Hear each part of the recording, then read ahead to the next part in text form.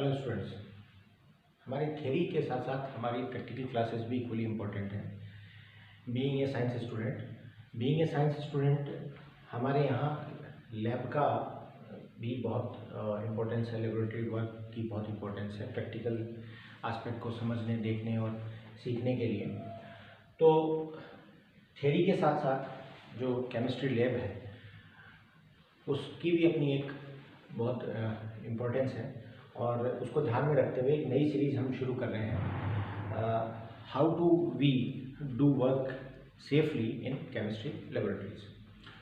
तो टाइटल जो है आज का वो है chemistry laboratory safety symbols and MSDS। तो MSDS material safety data sheets.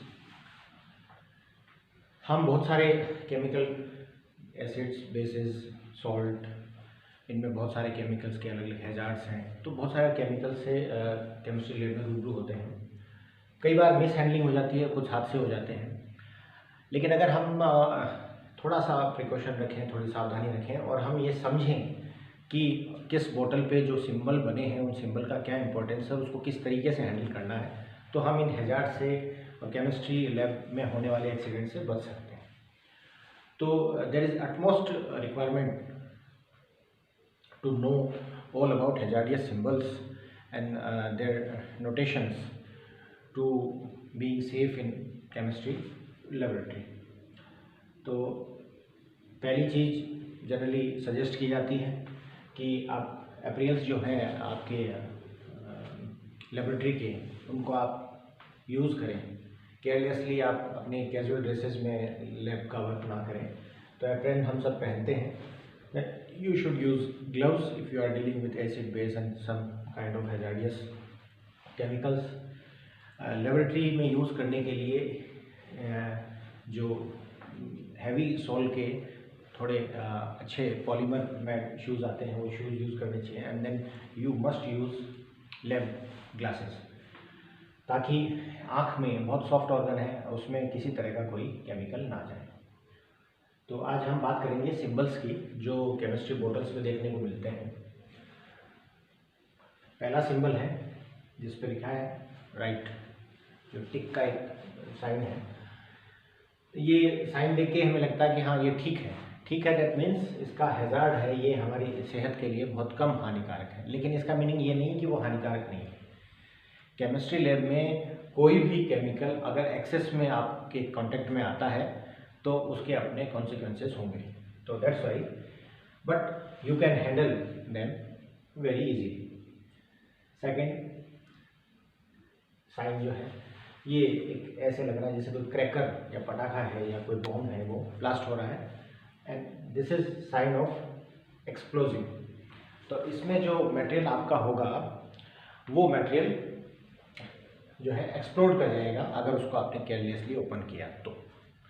That means इसको बहुत केयरफुली हैंडल करना है। उस पर इंस्ट्रक्शंस होंगे कि क्या नहीं होना चाहिए, वाटर नहीं होना चाहिए, मतलब ह्यूमिडिटी नहीं होनी चाहिए, या ऑक्सीजन नहीं होनी चाहिए, या किसी तरह का कोई पैराफिन उसके कांटेक्ट में नहीं होना चाहिए। तो that will detonate a type of work as a type of detonator and your chemical में get explode. So this sign belongs to explosive nature of chemical. Now this is sign of flame। आग का निशान आ रहा है। तो आग का निशान है, ये बताता है कि आपका जो केमिकल है वो हाईली इन्फ्लेमेबल है। अगर वो कहीं भी किसी भी तरह की फ्लेम के या हीट के कांटेक्ट में आया तो वो बर्न आउट हो सकता है। तो आप देखें ऐसे जो केमिकल्स उनको लो टेम्परेचर पे और बहुत सेफ्टी से हैंडल करना चाहिए। Then fire on a circle, ये जो साइन है ओ पे आप कह सकते हैं कि फायर है। तो that is oxidising nature of that particular chemical. और जनरली आप जो भी आपने एसिड्स होंगे उन पे आप ये देखेंगे, वो किसी के साथ भी अगर इंटरेक्ट करेंगे तो एक्सोथर्मिक रिएक्शन होगी और बहुत सारी हीट इवॉल्व होगी। तो ऐसे अगर केमिकल्स हैं वो आपके हाथ पे या कहीं भी गिरेंगे तो फफोला होगा और आपको बर्निंग इश्यूज होंगे, तो इनको भी बहुत केयरफुली हैंडल करना चाहिए। And second thing very important, इस सिंबल वाले केमिकल्स को इस सिंबल वाले केमिकल्स के साथ कहीं भी लेबोरेटरी में नहीं रखा जाना चाहिए, because of one is flammable and another is oxidising that can induce flames. तो ये जो है ये कॉम्बिनेशन है दैट में explode in our laboratory.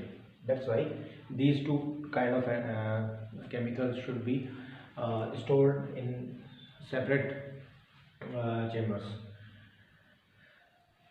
This is kind of symbol like flames, but color is blue. Blue belongs to water. That means a substance which when it interacts with water it get flames. तो sodium हमारे पास एक example है, general example. बच्चे मजाक के तौर पर उसको सिंक में डाल के देखते हैं कि भाई वो, बट अगर बड़ा पीस हो और पानी जो है वो हल्का सा गर्म हो तो ये बहुत नुकसानदायक साबित हो सकता है। सो ये सिंबल ये शो करता है डेंजरस व्हेन वेट, जब गीले होंगे तो बहुत घातक। This is a symbol of a cylinder and ये उन केमिकल्स पे लगा होगा जो अंडर प्रेशर गैसियस फेज में और अंडर प्रेशर स्टोर किए गए। तो इनमें जनरली लिक्विफाइड गैसेस होती हैं, तो आपको उस गैस की नेचर के बारे में पता होना चाहिए बिफोर ओपनिंग द नोब। ये सिंबल जो आपको दिख रहा है that is corrosive, that means जो टिश्यूज़ को डैमेज कर दें। कोरोसिव जो मटेरियल है उसके लिए सिंबल लगा होगा। तो ऐसे केमिकल्स को जब आप यूज़ करें देन ग्लव्स ज़रूर पहनें। ये सरफेस जो है उसको नुकसान पहुंचाते हैं, सतह को सीधा डैमेज करते हैं, नुकसान पहुंचाते हैं। तो देन लैक्राइमेट्री इस तरह के केमिकल्स हैं जो अगर आँख के संपर्क में आएंगे तो आपकी जो आइज़ हैं उनसे आंसू भी आएंगे and then that's why lachrymatory and they may harm your eye your sight also.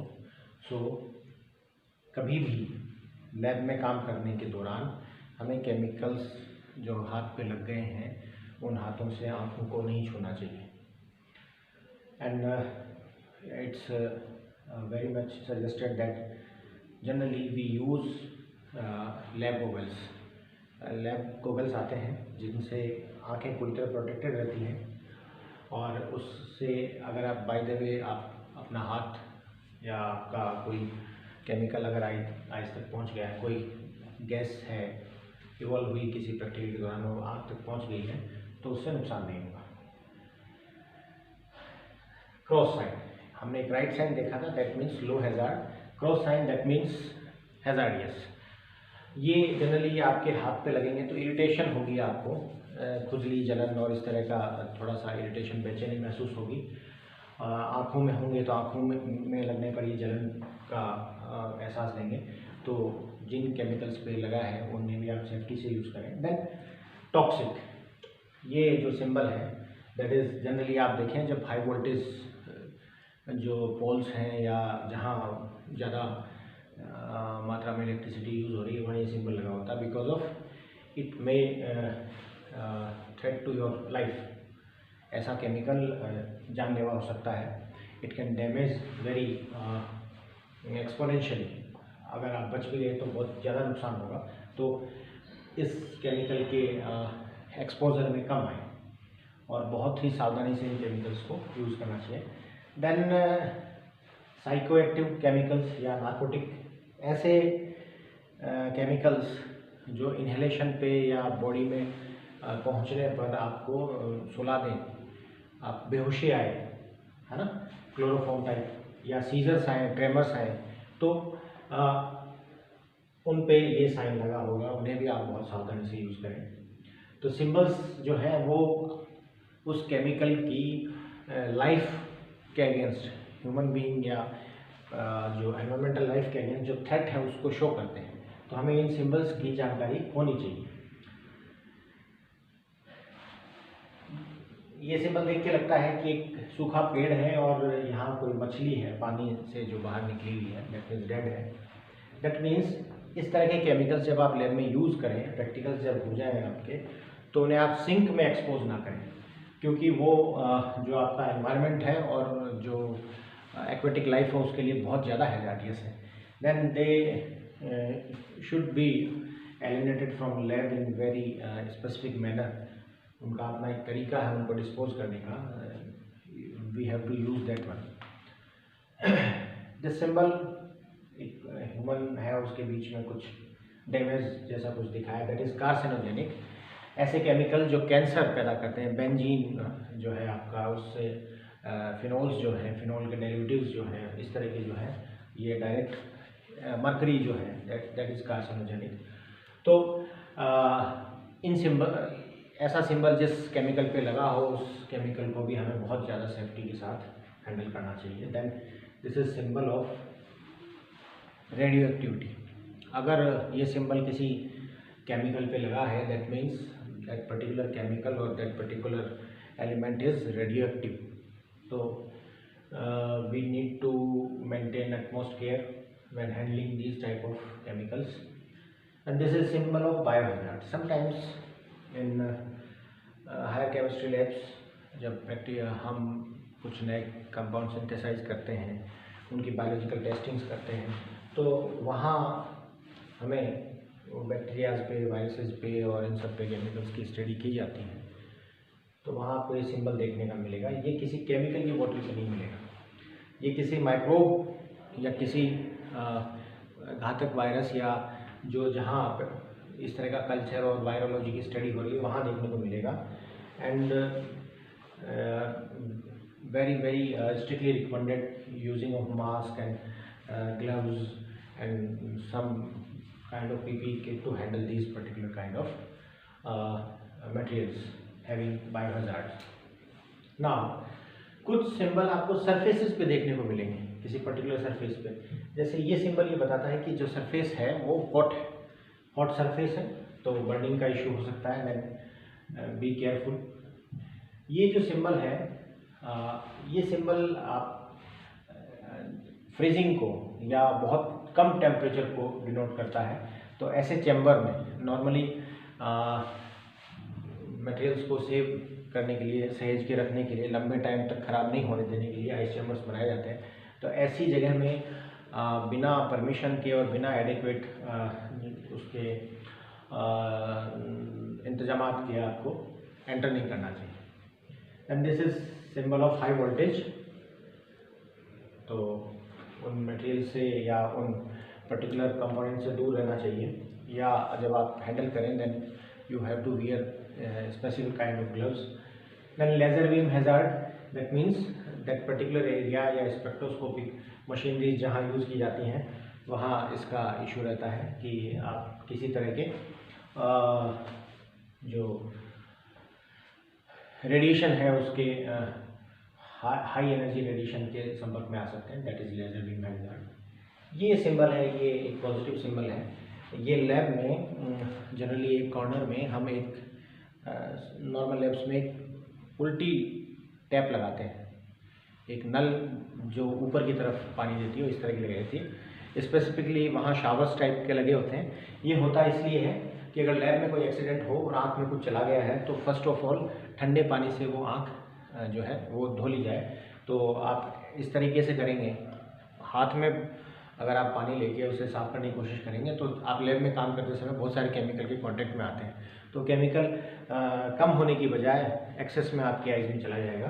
That's why just open the tap, that is move upward side, तो उससे डायरेक्ट आँखों में बिना हाथ के कांटेक्ट के आँख की सफाई हो सके। मैक्सिमम इससे होता क्या है, इससे डाइल्यूशन हो जाता है, जो भी आप केमिकल गया है उसका डाइल्यूशन हो जाता है और ग्रेविटी का जो इम्पैक्ट है वो अपोजिट साइड से आ रहा है, पानी वापस जब गिरता है तो वो वहाँ से रिमूव हो जाता है, तो उसका जो हैजार्ड है उसको मिनिमाइज़ किया जा सके, इसलिए इस तरह की एक व्यवस्था हर लैब में की जाती है। और अगर नहीं है तो आपको लैब में ये करवानी चाहिए। ये तो थे सिंबल्स, जनरल सिंबल जो आप देखते हैं हमारे लैब में, जो केमिकल्स हैं या जो सरफेसेस हैं या इक्विपमेंट्स हैं उनके ऊपर लगे होते हैं। लेकिन मान लीजिए कि आपने या तो ध्यान नहीं दिया और आप कांटेक्ट में आ गए किसी केमिकल के और कोई हादसा हो जाता है, तो आप जब डॉक्टर के पास लेके जाएंगे तो डॉक्टर को भी ये पता नहीं होता कि how to treat this particular scenario. तो हर केमिकल के लिए एक पर्टिकुलर यूएन ने रिकमेंड की है, एक डेटा शीट है जो हर केमिकल के साथ सप्लाई की जाती है। अगर नहीं सप्लाई की, आपका जो केमिकल फर्म है ये सप्लाई नहीं करता है, तो आप उसे नेट से डाउनलोड कर सकते हैं। उसमें उस केमिकल से जुड़ी सारी इंफॉर्मेशन की किस क्वांटिटी में कितना लीथल है ये, कितना घातक है ये, अगर एक्सपोज हो जाता है तो हमें क्या प्रिकॉशंस या क्या मेजर्स लेने चाहिए, ट्रीटमेंट के बारे में उसके हैं, किस टेम्परेचर पे उसकी क्या स्थिति रहेगी, टेम्परेचर वेरिएशन के साथ, प्रेशर वेरिएशन के साथ वो कितना हैजार्डियस हो जाता है। All these kind of information are put in this particular sheet and each and every chemical has its own MSDS and we should know about this MSDS. If you go through a MSDS of any chemical, you can check out that every minute to minute information is available there. Now इसके लिए UN ने एक GHS system, globally harmonised system for classification and labelling of chemicals, ये जारी किया था। ये 1957 के आसपास से है और ये इसके लिए एक बुक जो रिलीज़ की जाती है जिसे पर्पल बुक कहा जाता है, UNGHS पर्पल बुक, ये बुक जारी की जाती है। और इसमें आप देखेंगे कि हर जो केमिकल है उसका एक रजिस्ट्री नंबर है जिसको CS नंबर कहते हैं। तो जो CS रजिस्ट्री नंबर है उसका concern chemical abstract service, CS registry number. तो हर केमिकल को एक रजिस्ट्री नंबर अलॉटेड है। उस पर्टिकुलर रजिस्ट्री नंबर को जब आप गूगल करेंगे तो उससे रिलेटेड MSDS वगैरह सब उसकी डिटेल इन्फॉर्मेशन आपको मिल जाएगी and you can handle that in particular manner which is required to handle that particular one. और इसमें जो केमिकल्स जो अब तक हैं that is 144 million, that means 14.4 crore unique organic inorganic substances हैं और 6.7 मिलियन प्रोटीन और DNA सीक्वेंस हैं जो इसमें रजिस्टर्ड हैं। तो CS जो है वो कंप्लीट एक डाटा बैंक है जो आपको इंफॉर्मेशन देती है कि जब अब तक जो जितने भी कंपाउंड डिस्कवर हुए हैं उन सब की जो भी फिनोमिना है, उनकी प्रॉपर्टीज़ हैं, उनके नुकसान फ़ायदे जो भी हैं, उन सब के बारे में वहाँ डिटेल आपको मिलेगी। और जो CS एक पर्टिकुलर नंबर है जो 3 पार्ट में होता है, फर्स्ट, सेकंड एंड थर्ड। जो फर्स्ट पार्ट है ये 4 से 7 डिजिट का हो सकता है, सेकंड पार्ट जो है वो 2 डिजिट का होता है, फर्स्ट पार्ट है 1 डिजिट का होता है। ये जो CS है उसके बारे में कुछ इंटरेस्टिंग फैक्ट्स हैं जो यहाँ लिखे गए हैं। स्टीरियो आइसोमर्स अगर होंगे तो उनको अलग CS नंबर मिलेगा। देखें आप, L एपिनेफ्रिन का है 51434 और D एपिनेफ्रिन का है 150, तो अलग अलग है। और रेसिमिक है तो उसका अलग होगा। That means each and every जो आपका ये 2 to 7 डिजिट होती हैं, मैं 4 to 7 बोल गया, 2 to 7 then 2 and then last one is 1. Okay, different phases do not receive different CS number। देखिए आप, लिक्विड वाटर, आइस दोनों के लिए यही कार्बन जो है इन जनरल ये है, लेकिन ग्रेफाइट का अलग है। आप देखें ग्रेफाइट का अलग है, डायमंड का अलग है, इन जनरल जो पाउडर कार्बन है उसका अलग है। दैट मीन्स अगर क्रिस्टल स्ट्रक्चर डिफरेंट है तो डिफरेंट CS नंबर मिलेगा, बट अगर फेज डिफरेंट है, लिक्विड गैस या वेपर लिक्विड गैस या सॉलिड फेज है तो फेजेस के लिए कोई अलग नहीं मिलेगा। लेकिन अगर किसी सॉलिड फेज में डिफरेंट क्रिस्टलाइजेशन से डिफरेंट तरह की प्रॉपर्टीज़ वाले कंपाउंड्स बनते मटेरियल बनते हैं तो उसके लिए क्या होगा, एक डिफरेंट CS नंबर होगा। Okay, now some metals are different by their oxidation state. देखें आप, जैसे क्रोमियम है, क्रोमियम 3, क्रोमियम 6। तो क्रोमियम, हेक्सावेलेंट क्रोमियम की प्रॉपर्टीज़ और उसके क्रिस्टल स्ट्रक्चर्स, उसके कंपाउंड्स, उनकी nature, everything will be different. So they have given different CS number. So element chromium अलग नंबर है, देन ट्राइवेलेंट अलग नंबर है, हेक्सावेलेंट क्रोमियम का अलग नंबर है। That means each and every chemical species that is identified till now has its particular CS number, and you can go through that particular MSDS belongs to this particular compound, ion or species, chemical species.